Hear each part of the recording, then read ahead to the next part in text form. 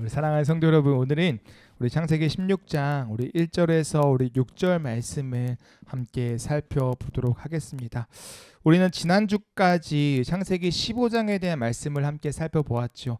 이 창세기 15장은요, 약속에 대하여 질문하고 있는 아브라함의 모습과 그리고 또 그 질문에 대하여 답을 하시는 하나님의 모습이 기록되어져 있습니다. 그리고 기록에 대한 응답에 대한 하나의 모습으로서 언약 체결식이 이루어졌다라고 우리는 이야기했죠. 그래서 이 아브라함의 질문은 아브라함의 믿음 없음이 아니라 하나님을 믿는 믿음 가운데에 그 약속을 향한 믿음 가운데에 찾아오는 인간의 연약함으로부터 나오는 질문이라고 이야기했어요. 그리고 그 질문에 대한 답을 하나님께서 약속을 보이시고 또한 언약 체결식을 통하여서 아브라함으로 하여금 다시금 믿음이 회복할 수 있도록 그 약속을 향한 그 믿음이 더욱더 단단해질 수 있도록 도우신 사건이 창세기 15장의 말씀이었다라고 우리는 이야기를 나누었습니다. 그리고 이렇게 계속되어져서 이제 어디에 왔냐? 우리 창세기 16장까지 온 거예요. 이 창세기 16장의 말씀도요, 여전히 그 믿음의 약속을 따라 살아가는 그 아브라함과 사라의 이야기가 기록되어져 있습니다. 그래서 오늘도요, 이 믿음의 여정을 살아가는 이 아브라함과 사라의 이야기를 통해서 오늘 우리도 믿음의 여정을 살아가는, 정말 하나님이 부르신 그 사명을 따라 살아가는 우리들에게도 동일한 그 은혜의 말씀이 있기를 간절히 소망합니다. 아멘. 자, 오늘 말씀은 살펴보겠는데요.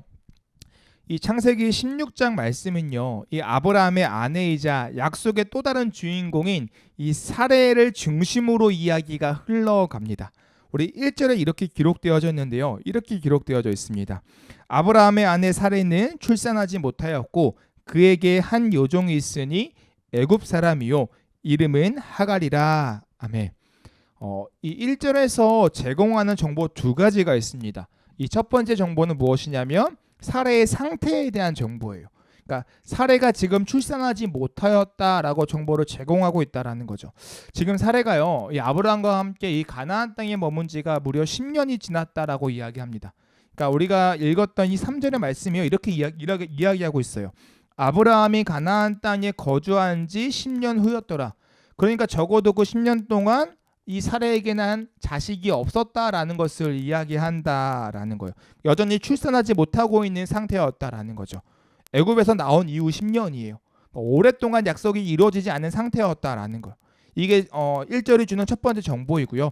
두 번째 정보는 무엇이냐면요, 이러한 사레에게 요종이 있었다라는 거예요. 그 요종은 애굽 사람이었다. 그러니까 애굽 사람인 그 사레의 여종 하갈이 이 사레에게 있었다라는 이 두 번째 정보가 1절에 주어집니다. 여러분, 그래서 오늘 말씀은요, 이 1절을 통해서 이 두 가지 정보를 던지면서 앞으로 전해지는 이야기가 이 사레와 하갈을 중심으로 한 이야기가 펼쳐질 거야 라고 보여주고 있는 게 1절의 말씀이에요. 그리고 그 정보처럼 실제로 이야기가 펼쳐나가기 시작합니다. 그게 2절의 말씀인데요, 우리 2절 말씀 한번 다 같이 읽어보겠습니다. 읽겠습니다. 시작. 사레가 아브라함에게 이르되 여호와께서 내 출산을 허락하지 아니하셨으니 원하건대 내 여종에게 들어가라. 내가 혹 그로 말미암아 자녀를 얻을까 하노라 하매 아브라함이 사라의 말을 들으니라. 아멘. 네, 2절에서요, 이 사레가요, 이 아브라함을 찾아갑니다.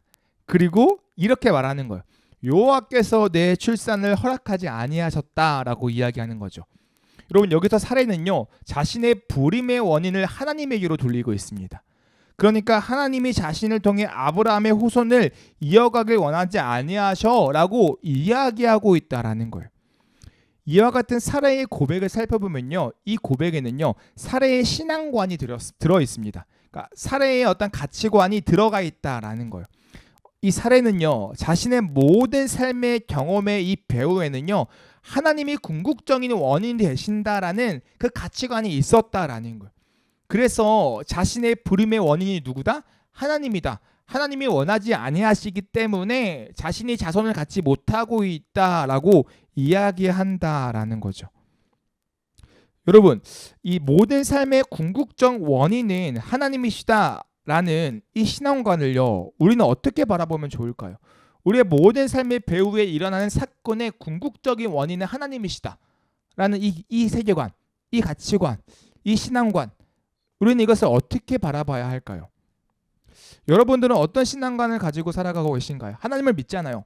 믿는 성도로서, 아니면 뭐 교회에 처음 왔거나 오늘 말씀을 처음 듣는 분들이 계신다면 그리스도인들은 대체 어떤 신앙관을 가지고 살아갈까요?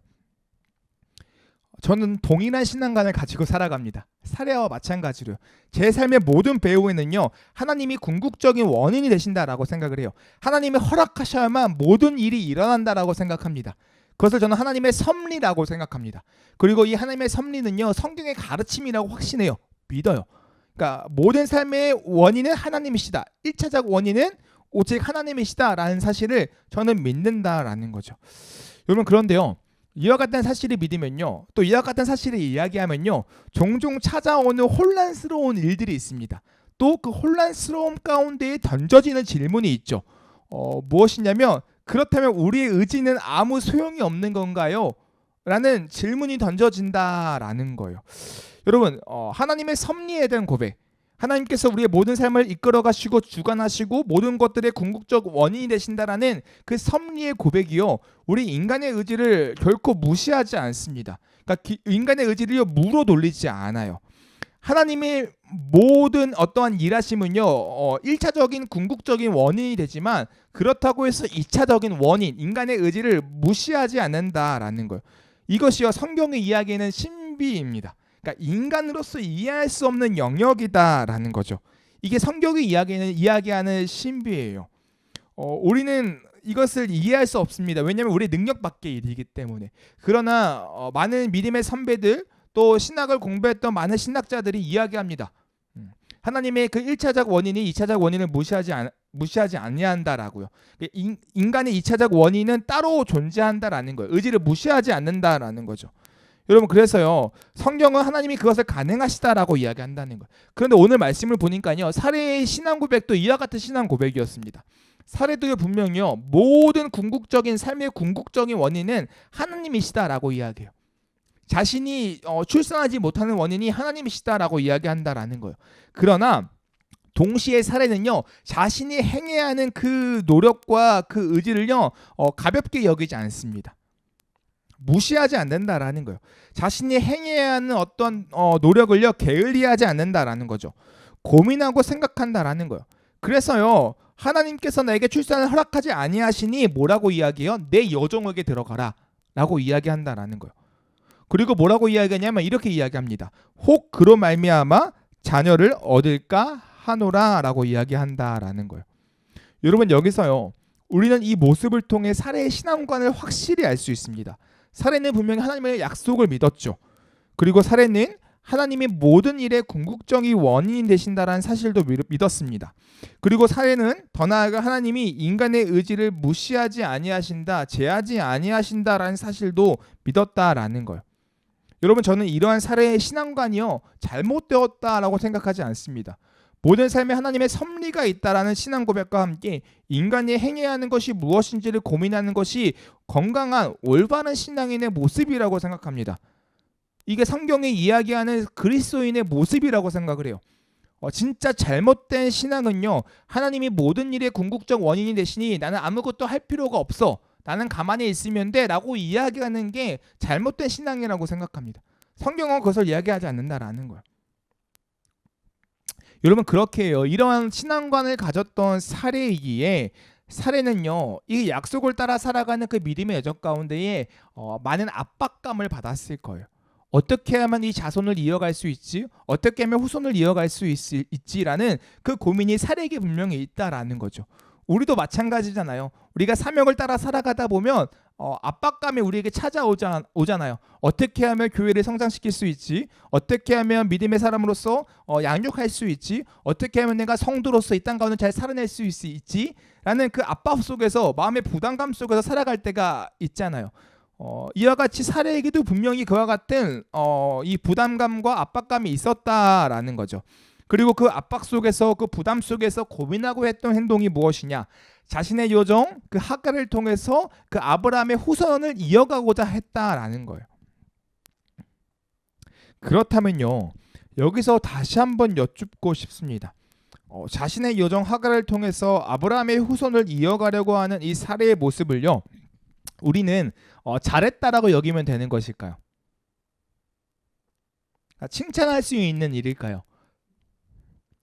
나름대로 노력했잖아요. 고민했잖아요. 그러니까 훌륭해, 성도로서 대단해, 멋져 라고 이야기하면 되는 걸까요? 저는요 아니라고 생각합니다. 되게 좀 이상하죠. 근데 그 이유가 무엇인지를 좀 살펴볼게요. 우리 4절 말씀을 한번 읽어봤으면 좋겠습니다. 4절이에요. 같이 읽겠습니다. 시작. 아브라함이 하갈과 동침하였더니 하갈이 임신함에 그가 자기의 임신함을 알고 그의 여주인을 멸시한지라. 아멘. 아브라함은요 이 사례의 요구를 따라서 여종 하갈을 자신의 아내로 맞이했죠. 그리고 사례의 계획대로 하갈은 아브라함의 아기를 가졌습니다. 임신했다라는 거예요. 여러분 여기까지 보면요 사례의 계획이 기가 막힌 것처럼 보입니다. 그러니까 사례가 계획한 대로 모든 것들이 이루어져요. 실제로 얻을 수 없었던 그 후손이요 하갈에게 하갈을 통해 생기는 거예요. 하갈이 임신했다라는 거죠. 여러분 사례는요 모든 일의 궁극적 원인이 하나님이라고 생각했어요. 그렇기 때문에 하갈이 임신한 주님의 뜻이구나 라고 생각할 수 있는 상황이다라는 거죠. 여러분 그런데요 예상치 못한 문제가요 발생합니다. 무엇이냐면 하갈이가 사례를 멸시하기 시작하는 거예요. 여러분 이거는요 사례가 정말로 상상할 수 없었던 예상치 못했던 문제예요. 여러분 여기서 한번 생각해 볼게요. 정말 사례는요 하갈이 임신하며 자신을 멸시할 거라고 생각하지 못했을 거예요. 그러니까 하갈이 그 아브라함의 자식을 임신하며 모든 문제가 해결될 것이라고 믿었던 것일까요? 이와 같은 문제, 하갈이 자신을 멸시할 거라는 그 문제를 예상치 못했을까요? 여러분 당시 문화에 따라 생각해보면요 하갈이 이 사례를 무시한다? 말도 안 되는 일입니다. 여러분 사례에게 있어서 하갈은요 소유물이었어요. 소유물. 그러니까 여종이었다라는 거죠. 그러니까 자신의 소유물이 자신을 멸시한다라는 것을 생각지도 않았을 겁니다. 당연히 사례에게 있어서 하갈을 통해 난 자식은 자신이 아브라함에게 준 자식과 동일시 되어졌을 거라는 거예요. 여러분 그렇기에 하갈이 자신을 멸시한다라는 것은요 말도 안 되는 일이었습니다. 당연히 하갈이 임신만 하면 이 모든 문제가 해결될 거라고 사례는 생각했을 거라는 거예요. 그런데 예상치 못한 곳에서 말도 안 되는 일이 발생한 거죠. 하갈이 사례를 멸시하기 시작한 거예요. 그럼 사례가 이 문제를 어떻게 해결할까요? 5절에 이렇게 해결합니다. 사례가 아브라함에게 이르되 내가 받는 모욕은 당신이 받아야 옳도다. 내가 나의 여종을 당신의 품에 두었거늘 그가 자기의 임신함을 알고 나를 멸시하니 당신과 나 사이에 여호와께서 판단하시기를 원하노라. 아멘. 모든 책임을 누구에게 돌리냐면 아브라함에게 돌립니다. 그러니까 사례 자신이 분명 아브라함에게 먼저 제안을 했죠. 자신의 여종 하갈, 그 하갈을 통해서 혹 자손을 얻을까 하노라. 내 여종에게 들어가라. 사례가 먼저 제안했다라는 거예요. 그런데 너무나 황당하게도 이 사례는요 지금 모든 책임을 누구한테 돌려요? 아브라함한테 돌리고 있다라는 거예요. 너무나도 황당한 일인 거죠. 책임을 전가하고 있는 거예요. 이러한 황당함 속에서 아브라함은 어떻게 대처할까요? 6절에 이렇게 이야기합니다. 아브라함이 사례에게 이르되 당신의 여종은 당신의 수중에 있으니 당신의 눈에 좋을 대로 그에게 행하라 하매. 이게 아브라함의 대처예요. 야 하갈 그 너 여종이잖아. 그 하갈의 소유가 너한테 있잖아. 그러니까 너가 하고 싶은 대로 해. 너가 하고 싶은 대로 행하면 돼. 라고 아브라함이 이야기하고 있는 거예요. 이게 아브라함의 대처예요. 여러분 그랬더니 사례가 어떻게 해요? 하갈을 학대하기 시작합니다. 이 학대가 얼마나 심했는지 이 하갈이요 이 사례에게서 도망쳐요. 도망쳐가지고 광야로 뛰쳐나아갑니다. 여러분 왜 사례의 모습이 잘못되었는지 아시겠나요? 그러니까 그의 행동이 왜 칭찬받을 만한 행동이 아닌지 아시겠나요? 사례의 모습을 마냥 우리가 훌륭해, 역시 고민하는 성도야, 역시 생각하는 성도야 라고 이야기할 수 없는 이유가 여기에 있다라는 거예요. 단순히 결과가 좋지 않아서가 아닙니다. 그러니까 사례에게 이게 실패해서가 아니에요. 여러분 사례의 고민 속에서 시작된 일들의 결과가 무엇일까요? 어떤 모습이 드러날까요? 죄를 드러나게 했다라는 거예요. 죄를 발생하게 만들었다는 거죠. 어떤 죄가요? 먼저는요 주인을 멸시하는 하갈의 죄를 만들어내버렸습니다. 여러분 하갈은요 자신의 임신을 가지고 주인을 멸시해서는 안 됐어요. 그러나 인간은요 자신의 가진 것으로 그 없는 자를 무시하고 멸시하는 게 인간의 죄성이에요. 인간의 특징이죠. 그것이 하갈에게서 드러났다라는 거예요. 또요 아브라함은요 하갈을 향한 사라의 학대를 묵인하면 안 됐죠. 그러나 아브라함은 묵인했습니다. 약한 자를 돌봐야 했는데 연약한 자를 보호해야 됐는데 아브라함은 그러지 아니하였다라는 거예요. 이게 아브라함에게서 드러난 죄이죠. 또요 사례는요 하갈의 멸시를 받을 때요 아브라함을 탓하면 안 되는 거예요. 물론 아브라함이 동의했죠. 실제로 하갈과 동침하여 임신을 했어요. 그러니까 동의했어요. 암묵적으로 동의했죠. 동의한 것도 잘못이에요. 그러나 그 전적인 책임이 아브라함에게 있다라고 이야기할 수도 없다라는 거예요. 이게 사례가 범하는 또 죄이겠죠. 또 더 나아가서 여러분 사례가요 여주인이잖아요. 그러니까 많은 것들을 가지고 있잖아요. 그러니까 아무리 하갈이 멸시한다고 해도 하갈이 정말로 도망칠 정도로 학대하면 되냐고요. 약한 자를 돌보라고 하는 것이 주님의 뜻이잖아요. 근데 하갈은 그렇지 아니했다라는 거예요. 힘 있는 자가 힘 없는 자를 괴롭혔다라는 거죠. 여러분 이처럼요 사례가 분명히 약속에 대한 그 믿음을 가지고 고민하면서 했던 행동의 결과가 죄덩어리인 거예요. 죄로 가득한 결과를 가져왔다라는 거죠. 그러니까 결과가 좋지 않다라고 이야기하는 것은 어떠한 사례의 뜻대로 성공하지 않았다는 거 아니라 결과가 좋지 않다라고 지금 이야기하고 싶은 부분은 무엇이냐면 죄가 활성화되었다라는 거예요. 모든 상황을 묵인하는 아브라함의 죄, 주인을 멸시하는 하갈의 죄, 남 탓을 하며 힘없는 자를 학대하는 사례의 죄, 그러니까 죄만 더 왕성해지는 결과를 가져왔다라는 거죠. 여러분 그렇게 해요. 우리는 자신의 여종 하갈을 통해서 이 아브라함의 후손을 이어가려 했던 그 약속을 성취하려고 했던 그 사례를 칭찬할 수 없다라는 거죠. 그녀를 향해 잘했다라고 이야기할 수 없다라는 거예요. 자녀를 잘했다고 이야기할 수 없는 이유가 무엇이에요? 결과가 좋지 않아서가 아니라는 거죠. 단순히 성공하지 못해서가 아니라는 거예요. 죄가 가득한 계획이었기 때문에 우리는 그것을 칭찬할 수 없다라는 거죠. 그렇게 사례의 계획을 통해서 우리는 사례를 긍정적으로 바라볼 수 없다라는 거예요. 여러분 한번 생각을 해보겠습니다. 왜 이렇게 되었을까요? 분명 사례는요 고민했어요. 고민했다고요. 그러니까 하나님의 약속에 있는 고민이 사례에게 있었죠. 그러니까 믿음의 사람이었어요. 사례도 아브라함과 함께 정말로 그 친숙한 땅을 벗어나 하나님의 약속을 따라서 믿음의 여정을 살아가는 게 사례였다라는 거예요. 그리고 그 사례의 그 약속을 이루기 위해서 자손에 대한 고민을 하고 있었다라는 거죠.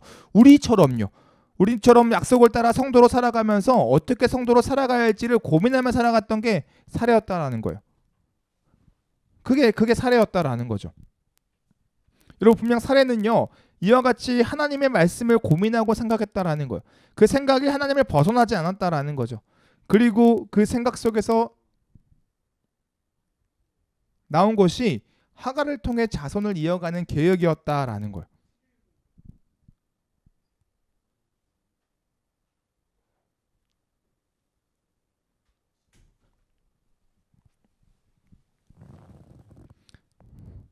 여러분 정말로요 그러니까 믿음의 약속을 따라서 걸어갔던 이 하갈이지만 그 결과가 뭐예요? 좋지 않은 거예요. 그러니까 죄가 왕성해질 뿐이었다라는 거죠.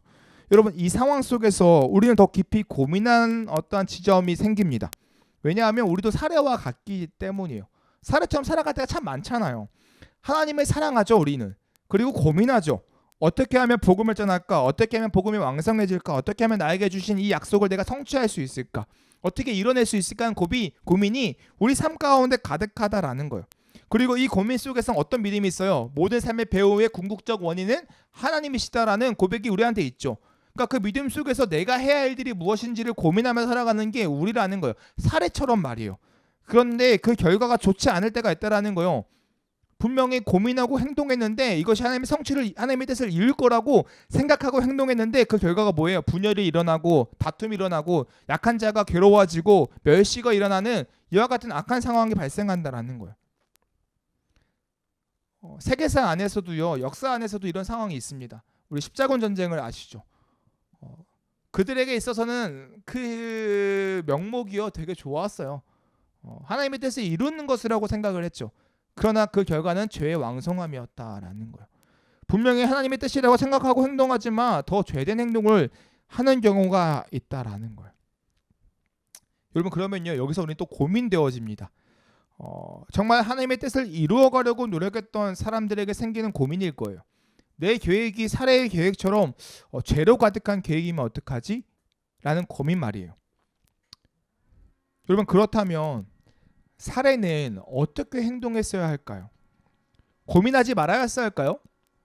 생각하지 말아야 했을까요? 그냥 가만히 있어야 되는 걸까요? 또 그건 아니잖아요. 성경이 이야기하는 성도의 삶을 고민하면서 행동하는 삶이잖아요. 그러면 대체 우리는 어떻게 고민하고 어떻게 행동해야 하냐라는 거예요.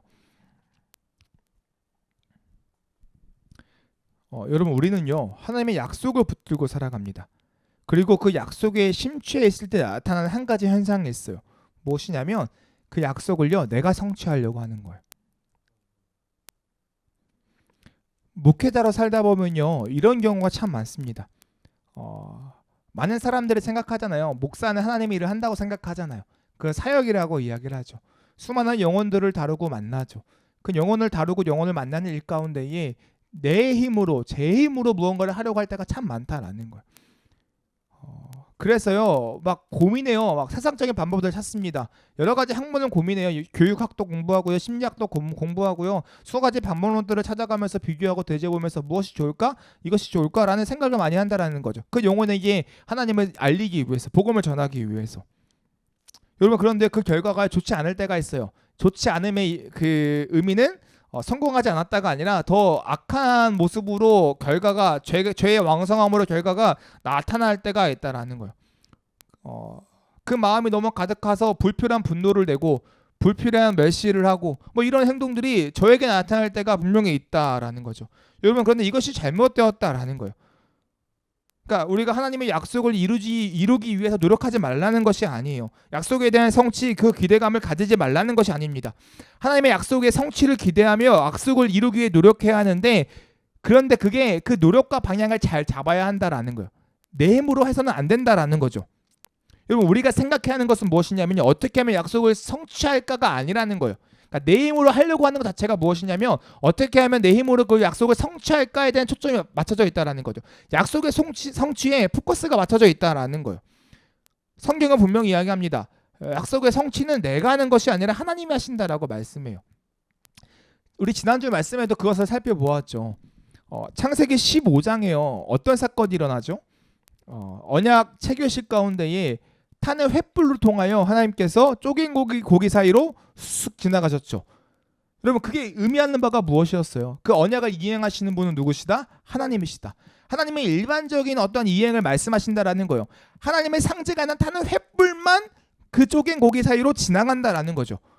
인간이 하는 것이 아니라는 거예요. 그 약속의 이행은 하나님이 하신다라는 거예요. 그러니까 우리가 관심 가져야 하는 부분은 무엇이냐면 내가 어떻게 약속의 성취를 이뤄낼 것인가가 아니라는 거예요. 약속의 성취는 하나님이 이미 행하시는 일이에요. 행하실 일이에요. 그렇기에 우리가 고민해야 되는 부분은 무엇이냐면 하나님이 기뻐하시는 뜻이 무엇일까라는 거죠. 이미 약속의 성취는 하나님의 몫이에요. 그러면 그 약속의 성취가 이미 우리에게 주어졌고 그 주어진 삶을 살아가면서 우리가 고민해야 되는 부분은 무엇이냐면 약속의 성취에 대한 부분이 아니라 그 여정 가운데 주님이 기뻐하시는 뜻이 무엇일까 하는 고민 가운데 살아가야 한다라는 거죠. 이것을 통해 하나님의 뜻이 이루어질 거야에 대한 고민보다 이것이 하나님의 뜻과 일치할까? 하나님이 기뻐하실까에 대한 고민이 더욱더 필요하다라는 거예요. 인간은요 앞서 말씀드린 것처럼 자꾸 자기가 하려고 합니다. 그러다 보면 하나님이 무엇을 기뻐하실까에 대한 고민을 잃어버린다는 거예요. 어떻게 하면 이 사명을 감당할 수 있을까에 갇혀있게 된다라는 거죠. 그러면서 하나님의 뜻이 이루어지는 것처럼 보이는 결과가 나타나면 그것으로 만족해요. 하나님의 뜻이 이루어진 것 같아. 하갈이 임신한 것 같은 거 보고 만족한다라는 거예요. 그것 때문에 활성화되는 왕성해지는 죄를 보지 않는다라는 거죠. 그래서 뭐에 빠지냐면 결과주의에 빠져버립니다. 마치 성도 수가 많아지면 사명을 잘 감당하고 있는 것이고 사업이 잘 되면 사명을 잘 감당하고 있는 것이고 자기의 인생이 뭔가 잘 풀리면 하나님 앞에서 정직하게 살아가는 것처럼 생각할 때가 참 많다라는 거예요. 반대로 성도 수가 없으면 막 뭔가 실패한 사람 같고 사업이 잘 안 되면 실패한 사람처럼 생각하고 자신의 인생이 꼬이면 사명대로 살지 못하는 것처럼 잘못된 결과주의에 빠져 살아가는 경우가 있다라는 거예요. 그러나 성경은 그것을 이야기하지 않습니다. 사례는 그의 계획이 일부 성공했다라는 거예요. 실제로 하나님의 뜻이 이루어지는 것처럼 하갈이 임신했죠. 그러나 그 결과는 죄의 왕성함이었다라는 거예요. 그래서 우리가 관심 가져야 하는 부분은 약속의 성취가 아니라 주님이 기뻐하시는 뜻이 무엇일까? 주님이 대체 무엇을 기뻐하실까? 그 고민이다라는 거예요. 결과는요, 하나님께 있습니다.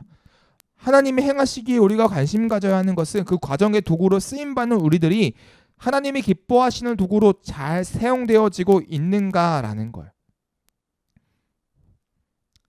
여러분, 그렇게 해요. 우리의 기도는 무엇이어야 할까요? 우리의 기도. 우리는 물으며 살아가잖아요. 우리가 말씀을 통해서 계속 보았죠. 아브라함도 묻고 사례도 묻고 우리 묻잖아요. 그러니까 질문하잖아요. 기도하잖아요. 그럼 우리의 기도는 무엇이어야 할까요? 물론 하나님의 약속에 대한 기도가 필요하죠. 그리고 그 과정을 걸어가는 우리들의 모습이 하나님의 뜻과 일치합니까에 대한 기도가 필요하다라는 거예요. 여러분, 그렇게 기도는요, 무언가를 얻어내는 수단이 아닙니다. 기도는요, 하나님의 뜻을 발견하는 은혜의 수단이다라는 거예요. 그리고 그 수단으로서 기도의 응답이 있다라는 거죠. 우리의 기도의 응답은 하나님의 기뻐하신 뜻을 발견함이에요. 그 뜻이 우리의 질병을 고쳐주는 것일 수도 있습니다. 그러니까 하나님의 기뻐하시는 뜻이 내가 아파하고 있는 질병에 치유일 수 있다라는 거예요. 결과로서 이야기하는 것이 아닙니다. 주님이 기뻐하시는 뜻이 현재 우리 가난에서 벗어나는 것일 수도 있다라는 거예요. 거꾸로 생각할 수도 있어요. 주님이 기뻐하시는 뜻이 지금 나에게 고난을 견뎌내는 그 삶이 주님이 기뻐하시는 뜻일 수도 있다라는 거예요. 중요한 것은 무엇이냐면 그것이 정말 하나님의 뜻이라면 그것을 통하여 하나님의 선이 드러난다라는 거예요. 정말로 성경이 이야기하는 모든 것이 합력하여 선을 이루었다라는 그 아름다운 하나님의 일하심이 드러난다라는 거죠. 저는 사도 바울이 이와 같은 삶을 잘 살아내었던 성경의 인물 중 하나라고 생각합니다. 결과주의의 함정에 빠지지 않았어요. 자신이 무언가 약속을 성취하겠다는 잘못된 결과주의에 빠지지 않았다라는 거예요. 그 모든 인생의 여정이 초점이 하나님이 기뻐하신 뜻이 무엇일까에 맞춰져 있다라는 거죠. 그래서 빌립보서 4장 11절에 이렇게 이야기해요. 내가 궁핍함으로 말하는 것이 아니라 어떤 형편이든지 나는 자족하게 배웠다라고 이야기해요. 자족의 삶이 아브라함에게 있었다라는 거예요. 왜 자족할 수 있을까요? 이미 약속의 성취는 끝난 거니까.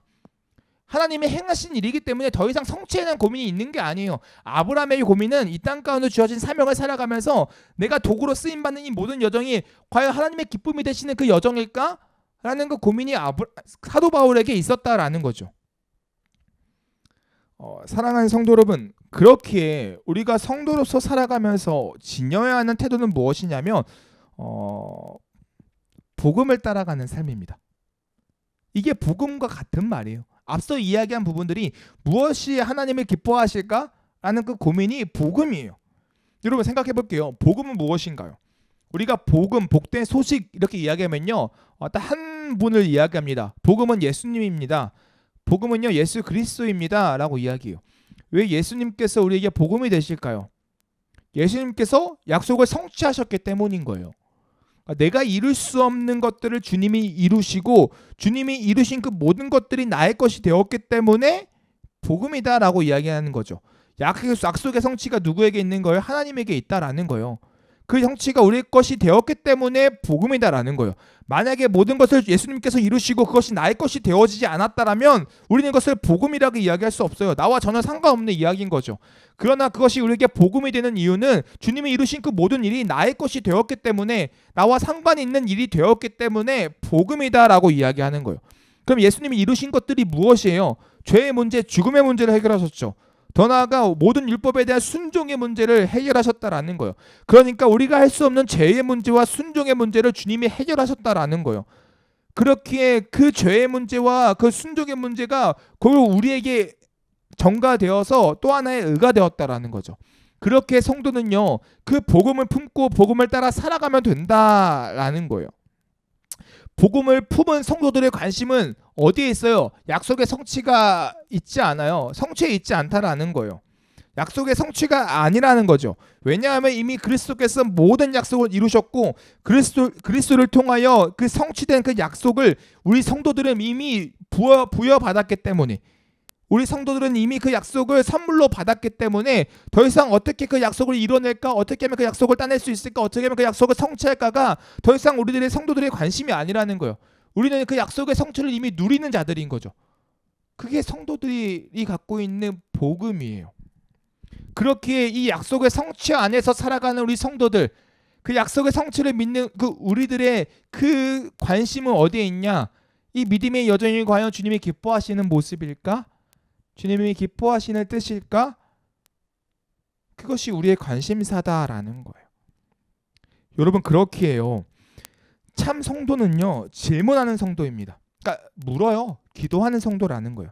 이 질문은 약속에 대한 불신이 아닙니다. 그래서 우리가 말씀을 나누었잖아요. 우리가 아브라함이 하나님의 약속을 불신한 것이 아니에요.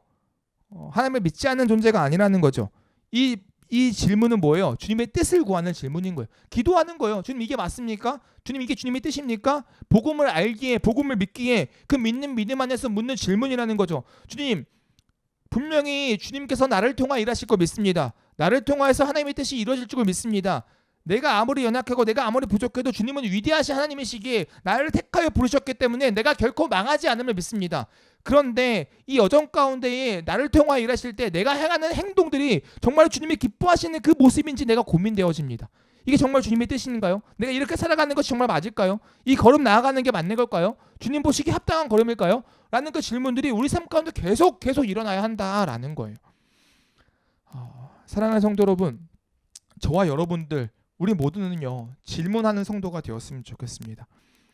나의 힘으로, 우리의 힘으로 약속의 성취를 하려고 하는 것이 아니라요, 이미 이루어진 그 예수님을 통해서 이미 우리에게 주어진 그 약속의 성취를 누림으로 그 과정 가운데에 주님, 내 삶이 정말 주님 보시기에 아름다운 삶인가요? 라고 질문하며 살아가는 우리가 되었으면 좋겠습니다. 우리의 의지와 노력, 우리의 생각과 질문, 이 모든 것들의 방향이 하나님이 기뻐하시는 뜻이 무엇일까에 초점이 맞춰졌으면 좋겠어요. 결과주의가 아니라요. 결과에 빠지는 것이 아니라요. 이것이 좋은 소식을 전하는 발로서의 살아가는 성도들의 참 모습입니다.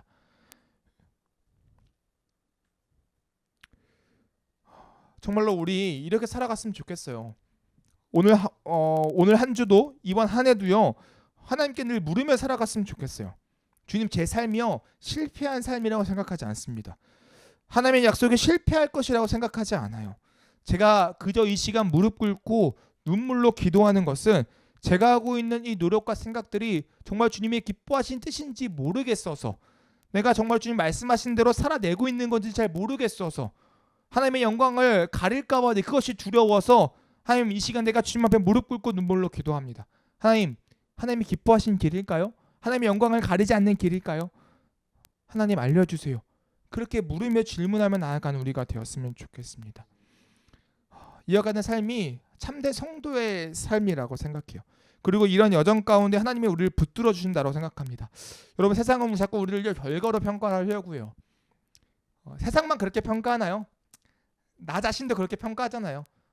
오늘 이제 예배를 준비하고 현세형제하고 같이 이제 이야기하면서도 그런 이야기 했거든요. 자꾸 결과로서 위축되어지고 결과로서 내 스스로를 주눅들게 만드는 그런 일들이 분명히 있잖아요. 저는 이거 결과주의가 주는 함정이라고 생각합니다. 물론 열심히 사역하고 열심히 사명을 감당하고 열심히 살아가면 좋은 결과가 따라올 수 있어요. 그런데 그거는요, 내가 열심히 해서가 아니라는 것도 알아야 된다고 생각합니다. 우리가 다 고백하잖아요. 오직 주님의 은혜입니다. 모든 것이 주님의 은혜입니다라고 우리는 고백하잖아요. 그러니까 이미 약속의 성취는 나에게 있지 않으면 우리는 고백하고 있으니까, 그것 때문에, 결과주의 때문에 우리가 위축될 필요가 없다라는 거죠. 결과주의 때문에 나의 삶을 평가할 필요도 없다라는 거예요. 결과를 가지고 너 잘하고 있니 못하고 있니 이야기할 필요가 없다라는 거예요. 우리의 잘잘못, 우리 하나님 앞에서 우리가 점검해야 될 모습은 나의 삶이 정말 하나님의 뜻에 합당한가, 주님이 말씀하시는 그 말씀 따라 살아가고 있는가에 따라서는 늘 고민해야 된다라는 거예요. 사랑하는 성도 여러분, 노력합시다. 우리 한번 늘 고민합시다. 결과주의가 주는 그 함정에 빠지지 말고 정말로 하나님의 기뻐하시는 뜻이 무엇일까를 고민하면서 이미 성취하신 그 하나님의 약속을 누리며 살아가는 우리가 되었으면 좋겠습니다. 그렇게 또 믿음의 여정을 살아가는 우리 사랑하는 우리 성도 여러분 되시길 간절히 소망합니다.